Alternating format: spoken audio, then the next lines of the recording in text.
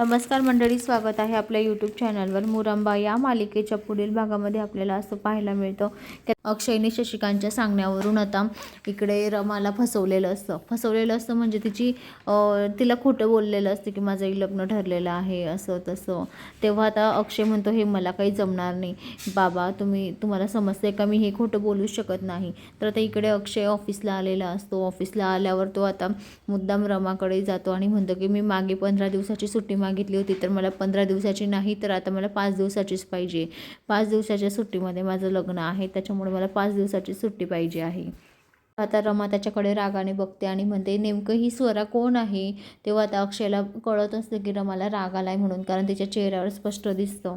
तुमची आणि तिची भेट कुठे झाली आणि तुम्ही केव्हा भेटले आणि कुठे भेटले असं विचारत असते। तेव्हा आता अक्षय म्हणतो की हे सगळं तुम्हाला मी का सांगू, असं म्हणून आता अक्षय तिथून निघून जातो। निघून जाताना आता मस्त चेहऱ्यावर आता गॉगल लावतो आणि तिथून निघतो। तर आता रमा म्हणते की कोण आहे ही स्वरा, तिला खूप राग आलेला असतो। रमाच्या चेहऱ्यावर अक्षरशः राग दिसत असतो।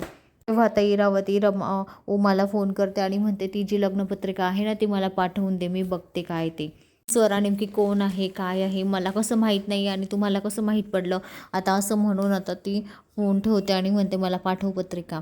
तर मंडळी, आपल्याला येणाऱ्या पुढील भागात पाहायला मिळेल की अक्षयची स्वरा नेमकी कोण आहे आणि हे खरं आहे की खोटं आहे हे आता सगळ्यांच्या समोर येतं का, की अक्षय अजून रमासाठी जळफळाट करतो, हे आपल्याला येणाऱ्या भागात पाहायला मिळेल। तर मंडळी, अशाच मालिकेच्या नवनवीन अपडेटसाठी चॅनलला लाईक आणि सबस्क्राईब करा, शेअर करायला विसरू नका। धन्यवाद।